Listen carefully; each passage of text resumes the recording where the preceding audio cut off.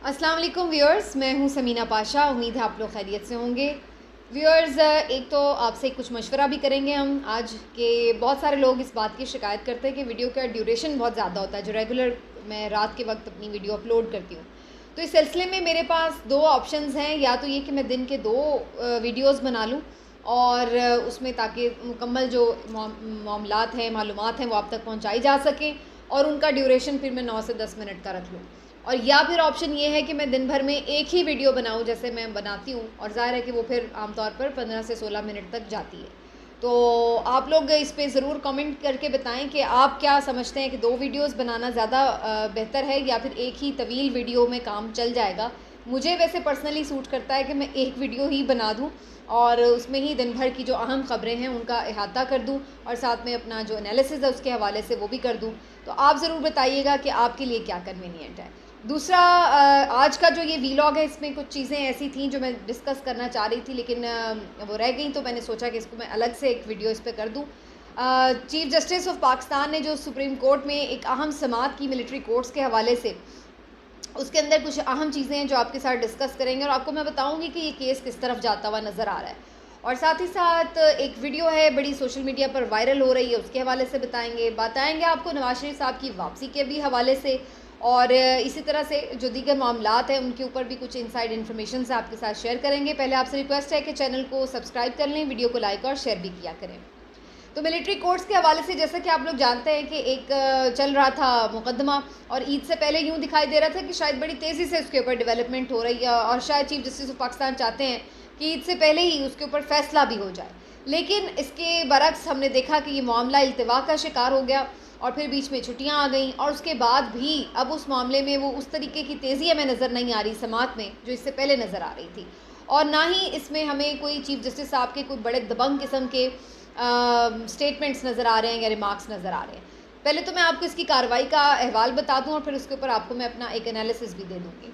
कार्रवाई का अहवाल कुछ यूँ है कि चीफ जस्टिस ऑफ पाकिस्तान ने फ़िल वक्त ये मना कर दिया है हुकूमत पाकिस्तान को कि जो मामलात भी हैं सिविलियंस के, वो फ़ौजी ट्रायल में, फ़ौजी अदालतों में अगर आप उनका ट्रायल करना चाहते हैं तो सुप्रीम कोर्ट में उसको आगाह किए बगैर उनका ट्रायल शुरू ना किया जाए।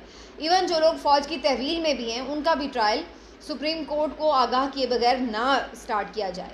साथ ही साथ उन्होंने मज़ीद भी कुछ हिदायत जारी की, जैसे कि उनके तमाम बुनियादी हुकूक जो हैं उनको इंश्योर किया जाए, यकीनी बनाया जाए, उनके साथ किसी किस्म की कोई ज़्यादती ना की जाए, उनकी फ़ैमिली के साथ मुलाकात भी करवाई जाए, और फिर इसके साथ साथ ये कि जो उनके वकला हैं, जो भी उनके ड्यू प्रोसीजर्स हैं उनको फॉलो किया जाए, उनको से बिला वजह तहवील में कोई सख्ती ना उनके साथ की जाए। तो इस किस्म की बहुत सारी जो चीज़ें हैं वो उन्होंने आप कह लें कि पूरा एक इंस्ट्रक्शंस जो हैं वो दे दी हैं उस हवाले से कि उनके साथ करना क्या है। साथ ही साथ एक बड़ी दिलचस्प रिमार्क्स भी सामने आए समात के दौरान, जब ये कहा गया कि मार्शल लॉ में भी ऐसा नहीं होता जैसा इस वक्त हो रहा है, जो हालात है। तो इस पर चीफ जस्टिस ऑफ पाकिस्तान ने कहा कि अगर मार्शल लॉ की तो कोई सोच ही नहीं है, और अगर ऐसी कोई सोच हुई या किसी ने मार्शल लॉ लगाने की कोशिश की तो सुप्रीम कोर्ट ऑफ पाकिस्तान मुदाखलत करेगी, हम मुदाखलत करेंगे इसमें। तो ये बड़े इंपॉर्टेंट स्टेटमेंट और रिमार्क्स थे सुप्रीम कोर्ट ऑफ पाकिस्तान की तरफ से जो सामने आए। इसके अलावा इस केस की समाअत फ़िलहाल के लिए मुलतवी कर दी गई है गैर मुअय्यना मुद्दत के लिए, यानी अभी उसका तयन नहीं किया गया कि अगली समाअत इसकी कब होगी। तो ये तमाम चीज़ें अब क्या इंडिकेट कर रही हैं ये आपके साथ हम शेयर कर लेते हैं। पहली बात तो ये कि एक बात तो तय कर लीजिए कि जब आप एक दफ़ा कमज़ोरी दिखाते हैं तो फिर मुखालिफ को ये मालूम पड़ जाता है कि आप कितने पानी में हैं और आप में कितना दमख़म है, और फिर उसके बाद वो आपकी किसी भी वार्निंग को खातिर में नहीं लाता, फिर उसके बाद वो आपके किसी भी दबंग ऐलान को बिल्कुल घास नहीं डालता, और ना ही वो आपके साथ किसी भी तरह का कॉम्प्रोमाइज़ करता है और ना आपके रोब में आता है। यही सूरत हाल इस वक्त सुप्रीम कोर्ट ऑफ पाकिस्तान की हुई है। सुप्रीम कोर्ट ऑफ पाकिस्तान ने बड़े बड़े मामलात में पहले तो दखल अंदाज़ी भी की, फिर बड़े बड़े रिमार्क्स भी दिए, फिर बड़े बड़े फ़ैसले भी किए, फिर बड़ी बड़ी चीज़ों के ऊपर उन्होंने ऐसे शो किया कि जैसे बस वो तो बिल्कुल किसी को हिलने नहीं देंगे जो आइन और क़ानून से ज़रा सा भी इनहराफ़ करता हुआ नज़र आएगा। लेकिन ये उनकी तमाम बातें सिर्फ बातें ही साबित हुई, और हमने देखा कि बहुत सारे मामलात में सुप्रीम कोर्ट ऑफ पाकिस्तान के हुक्म को हवा में उड़ा दिया गया। ना सिर्फ ये कि उनकी हुक्मदुली हुई, बल्कि उनकी बदतरीन किस्म की किरदार कुशी की गई, बल्कि उनके शदीद किस्म के एहतजाज किए गए उनके फ़ैसलों के ऊपर, और उसके बाद उनके फ़ैसलों पर अमल दरामद भी नहीं किया गया। उसके बाद सुप्रीम कोर्ट ऑफ पाकिस्तान बजाय इसके कि अमल दरामद ना करने वालों को, सुप्रीम कोर्ट के फ़ैसलों और सुप्रीम कोर्ट के जजेस की तौहीन और तज़हीक करने वालों को इंसाफ के कटहरे में ला दी, बल्कि उल्टा हमने ये देखा कि सुप्रीम कोर्ट ऑफ पाकिस्तान ने इस मौके पर कमज़ोरी का मुजाहरा किया, और वो बिल्कुल भी जो कहते हैं ना पूरी हवा निकल गई, वो वाली सूरत हाल हमें नज़र आई कि सुप्रीम कोर्ट ऑफ पाकिस्तान बिल्कुल एक कमज़ोर इदारा साबित हुई और अपने फ़ैसलों पर अमल दरामद भी नहीं करवा सकी और ना करने वालों को कटहरे में तक नहीं ला सकी। और हमने देखा कि इसका फ़ायदा तमाम लोगों ने फिर उठाया, और उसके बाद जो जिसका दिल किया वो करता चला गया, और सुप्रीम कोर्ट ऑफ पाकिस्तान आके बंद करके बैठी रही। उसके बाद अब आप जितने मर्ज़ी बड़े बड़े आके ऐलान करें, दबंग किस्म की धमकियाँ दें या फिर वार्निंग्स दें अपने तई, लेकिन फिर वो कोई भी बात आपकी उस वज़न की हामी नहीं रहती जब आप एक दफ़ा कमज़ोरी दिखा देते हैं। और यही हम देख रहे हैं कि सुप्रीम कोर्ट अब फ़ौजी अदालतों के मामले में पहले तो बढ़ गई और बड़े रिमार्क्स भी आए, ऐसा लग रहा था कि बस जी सुप्रीम कोर्ट ऑफ पाकिस्तान तो किसी को हिलने नहीं देगी, लेकिन अब आहिस्ता आहिस्ता एक कॉम्प्रोमाइज़्ड और अंडर प्रेशर किस्म की हमें सुप्रीम कोर्ट नज़र आ रही है, जो कि इस वक्त बज़ाहिर ऐसा लग रहा है कि शायद कोई ऐसा फ़ैसला दे कि जिसमें वो एक मशरूत किस्म की इजाज़त दे दे कि जनाब ठीक है आप फ़ौजी ट्रायल कर लें, लेकिन इन शराइत के साथ ये चीज़ों का ख्याल रखें, और साथ ही अपील का हक़ भी ग्रांट कर दे कि हाँ जी आप अगर आपको सज़ा हो जाती है तो आप हाई कोर्ट्स में, सुप्रीम कोर्ट में अपील कर सकते हैं। तो इस तरह करके कुछ ऐसा लग रहा है कि कोई मिक्स से मामले की तरफ सूरत हाल जा रही है, जिसमें सुप्रीम कोर्ट एक मशरूत इजाज़त दे देगी। तो ये एक अच्छा तासुर नहीं होगा बहरहाल, क्योंकि सुप्रीम कोर्ट ऑफ पाकिस्तान की वक़ार और इज़्ज़त में उसी वक्त इजाफ़ा होता अगर वो अपने फ़ैसले पर अमल दरामद करवा सकती, और हमें नज़र आता कि जनाब अगर उन्होंने कोई एक स्टैंड लिया है तो उस मौक़िफ़ के ऊपर उन्होंने फिर अगलों को उड़ा के रख दिया है। लेकिन हमें ऐसी कोई सूरत हाल नज़र नहीं आई। सुप्रीम कोर्ट हमें माज़रत के साथ इंतहाई कॉम्प्रोमाइज़्ड सिचुएशन में नज़र आई, और ऐसा लगा कि जब उन पर प्रेशर डाला गया तो वो प्रेशर बर्दाश्त नहीं कर सके और अंडर प्रेशर आ गए। तो अब सुप्रीम कोर्ट ऑफ पाकिस्तान में चीफ़ जस्टिस ऑफ पाकिस्तान का बिल्कुल थोड़ा सा टाइम रह गया है, और मुझे लग यही रहा है कि वो इस टाइम में मज़ीद भी कोई किसी किस्म का एडवेंचर नहीं करना चाह रहे, और इसलिए अब ये मुझे नहीं नज़र आ रहा कि वो इस सारे अगले 2-2.5 महीने में कोई बहुत बड़ा फ़ैसला दें। इसी हवाले से आप ये देखिए कि जो जस्टिस काजी फ़ाज़ ईसा साहब का क्यूरेटिव रिव्यू का मामला था, वो फ़ाइल अभी तक उनके पास मौजूद थी। इसके ऊपर उन्होंने इन चैम्बर हियरिंग की थी, वो भी उन्होंने जो हुकूमत की दरख्वास्त है वो मंजूर कर ली है। कैसे कि बेसिकली हुआ ये था कि वो जो फ़ैसला था, जो उनका रेफरेंस था, सदारती रेफरेंस था काजी फ़ाज़ ईसा के ख़िलाफ़, वो तो आपको पहले ही मालूम है कि वो फ़ारिग कर दिया गया था, लेकिन फिर उसके ऊपर एक नज़रसानी अपील दायर की गई थी।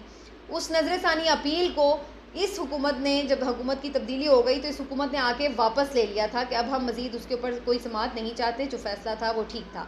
लेकिन इसके ऊपर इन चैम्बर समाअत हुई थी और उसके बाद फ़ैसला महफूज कर दिया गया था। अब वो फ़ैसला चीफ़ जस्टिस पाकिस्तान ने सुना दिया है, और इस फ़ैसले के मुताबिक हुकूमत की दरख्वास्त मंजूर कर ली गई है, और जो जस्टिस फ़ाइज़ ईसा के ख़िलाफ़ एक रेफरेंस के लिए नज़रसानी अपील थी वो ख़त्म कर दी गई है। तो अब यानी उसकी कोई ज़रूरत नहीं, जस्टिस फ़ाइज़ ईसा साहब महफूज हो गए हैं, बच गए हैं, और अब वो अगले आराम से चीफ़ जस्टिस पाकिस्तान बन जाएंगे। तो ये सूरत हाल आपको नज़र आ रही है। तो इससे मुझे अंदाज़ा यही हो रहा है कि चीफ़ जस्टिस पाकिस्तान जो है वो किसी भी बड़े फ़ैसले या किसी भी मज़ीद तनाज़े का शिकार नहीं ख़ुद को करना चाहते। इस मौके पर जब उन्होंने ये रिमार्क्स दिए कि जी अगर मार्शल लॉ लगाया गया तो हम मुदाखलत करेंगे, तो मुझे इस फ़ैसले के ऊपर, इस कमेंट के ऊपर उनके बड़ी हैरत हुई और हंसी भी आई। कमेंट पे हैरत इसलिए हुई मुझे कि क्या वो ये समझ रहे हैं कि इस वक्त मार्शल लॉ नहीं है। ये बड़ी हैरत की बात है कि अगर वो ये समझ रहे हैं, यानी कौन सी बात मुल्क में इस वक्त ऐसी हो रही है जिसकी वजह से उन्हें लग रहा है कि इस वक्त मार्शल लॉ नहीं है। वो मज़ीद कौन से मार्शल लॉ का इंतज़ार कर रहे हैं, ये समझ नहीं आ रही।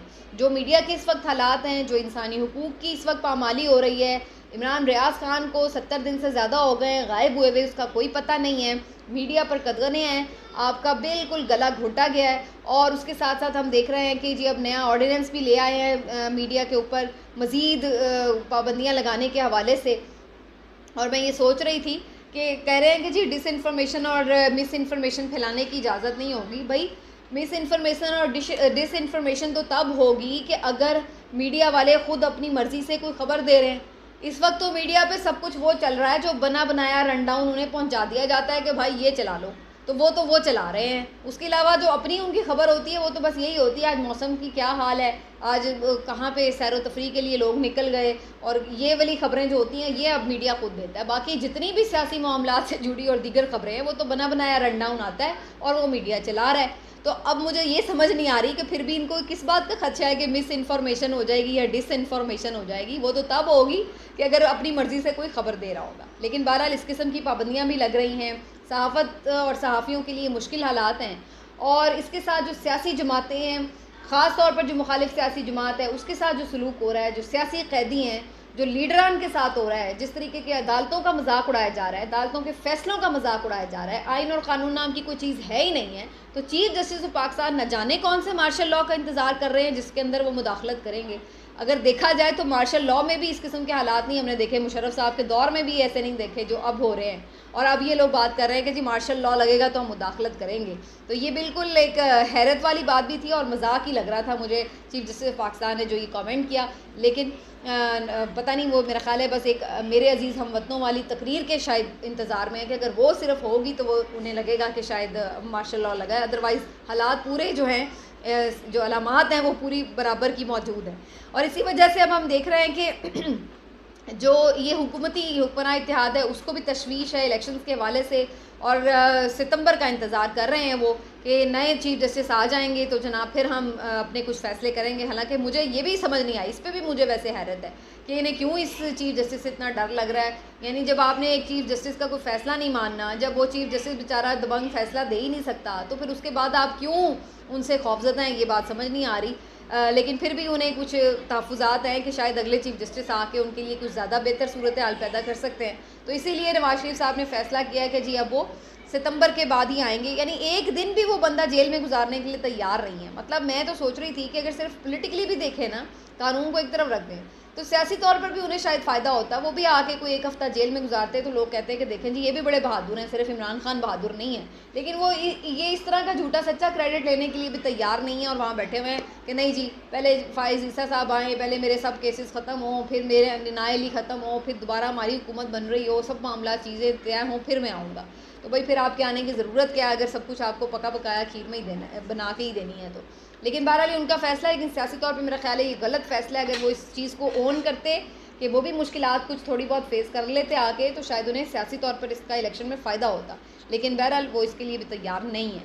और तीसरी जो बात मैं वीडियो की कर रही थी, एक वीडियो बड़ी सर्कुलेट कर रही थी, मैंने देखा सोशल मीडिया पर वाघा बॉर्डर के हवाले से। और पहले मैं इस पर क्लैरिफाई कर दूं कि मैं कोशिश के बावजूद भी ये तहकीक नहीं कर सकी कि ये वीडियो नई है या पुरानी है या इसको किस वक्त पे रिकॉर्ड किया गया, क्योंकि जो वीडियो थी वो बेसिकली इस तरह से थी कि जो इंडियन साइड है वाघा बॉर्डर पर परेड के दौरान वो काफ़ी भरे हुए हैं, तमाम जो इनक्लोजर्स हैं। जो पाकिस्तान वाली साइड है वहाँ पर हम देख रहे हैं कि नशिस्तें काफ़ी खाली नज़र आ रही हैं। तो बहुत सारे लोग उसके ऊपर रीट्वीट कर रहे थे और कमेंट भी कर रहे थे कि जनाब देखें आज हम इस मौके पर इस मौजू इस नहज पर आ चुके हैं, इस मकाम पर आ चुके हैं कि ये परेड जो कि पाकिस्तानियों के लिए बड़ी एक जज्बाती परेड होती है, और इस सारे जो परचम उतारने की ये तकरीब जो होती है उसमें लोग बड़े बलबले और जोश के साथ शिरकत किया करते थे बड़ी तादाद में परेड देखने के लिए। हत्ता कि ये बातें तक डिस्कस होती थी कि जनाब किस वाले सिपाही की टांग ज़्यादा ऊंची गई है, किसकी मूछें ज़्यादा अकड़ी हुई हैं, वो भारत की तरफ की साइड की या पाकिस्तान के रेंजर्स की साइड की। लेकिन इसके बरक्स अब हम देख रहे हैं कि लोगों का वो जोश वलवला नहीं है, लोगों में उतनी बड़ी तादाद में लोग नहीं गए, उस तरह का उनका इन्वॉल्वमेंट नज़र नहीं आ रही। तो ऐसा क्यों है, क्यों लोग इस परेड से इस तरह खाइफ नज़र आ रहे हैं? तो पहले तो मेरी कोशिश थी कि मैं इस चीज़ को ज़रा जज कर सकूं कि ये एग्जैक्टली किस वक्त का टाइम है। कभी कभी ऐसा भी होता है कि भाई अभी परेड शुरू होने में वक्त बाकी है और अभी लोग इसलिए नहीं पहुंच पाए और उस वजह से ये वीडियो उस वक्त ये वीडियो बनाई गई है। या ये भी हो सकता है कि उस वक्त जो है वो उस यानी एंगल कुछ इस तरह का लिया गया कि उस साइड के लोग मौजूद नहीं हैं। तो इसकी अभी हर तरह से तस्दीक हो तो फिर उसके ऊपर कमेंट जो है वो किया जा सकता है। लेकिन अनफॉर्चुनेटली अगर ये तमाम बातों को मैं एक तरफ रख दूं और वाकई ही ऐसा है कि लोग उस परेड के लिए कम गए हैं, तो वाकई ये बड़ी हैरत अंगेज़ बात है, क्योंकि हम लोग खुद भी ये परेड देख चुके हैं और ख़ुद भी जानते हैं कि वहाँ पर एक बड़ा वलवला अंगेज़ किस्म का माहौल हुआ करता था। और लोगों से एक जो आप देखते थे उस वक्त बातचीत करते थे तो नज़र आ रहा होता था कि वतन से मोहब्बत कैसे छलक रही होती थी, अपनी आर्म्ड फोर्सेस से मोहब्बत झलक रही होती थी। तो ये वाकई क्या हम इस सिचुएशन पर आ गए हैं कि लोग इतने डिसअपॉइंटेड हैं, इतने मायूस हो गए हैं कि वो इस तरह के कौमी दिन और कौमी तकरीबात के में भी इतना अपने आप को वो यानी लो फील करते हैं कि वहाँ जाना नहीं चाह रहे या उसमें शिरकत नहीं करना चाह रहे। तो ये बड़ी अलार्मिंग बात है। मेरे ख़्याल से मुल्क के हालात को इस नहज पर नहीं हमें ले जाना चाहिए कि जहाँ पर लोगों का अपने वतन से, अपने इदारों से एतमाद उठ जाए और लोग इस तरह से अपने आप को दूर कर लें इस तमाम तर कौमी त्यौहारों से, तकरीबात से। ये बड़ी अलार्मिंग सिचुएशन है सोचने वालों के लिए। ये नौबत नहीं आनी चाहिए क्योंकि हम जिस वतन और जिस मिट्टी में पले बढ़े हैं, हमारे अंदर तो इसकी खुशबू, इसकी मोहब्बत रची बसी है। लेकिन बाकी शख्सियात आती जाती रहती हैं इदारों में भी, हुकूमतों में भी, लेकिन जो वतन से मोहब्बत है वो तो बहरहाल अपनी जगह मौजूद रहती है। हमें शख्सियात से शिकायत हो सकती है, उनके अमल पर एतराज़ हो सकता है, लेकिन जहाँ तक ये बात है कि वतन तो हमारा है, वो तो हमारा ही रहेगा। किसी के अच्छे बुरे फ़ैसलों से हमारी उससे मोहब्बत कम नहीं होनी चाहिए। तो बहरहाल जी, इसी नोट के साथ आज के व्लॉग को यहीं पर ख़त्म करते हैं। फिर इंशाल्लाह आपसे मुलाकात होगी। अपना ख्याल रखिए। अल्लाह हाफ़िज़।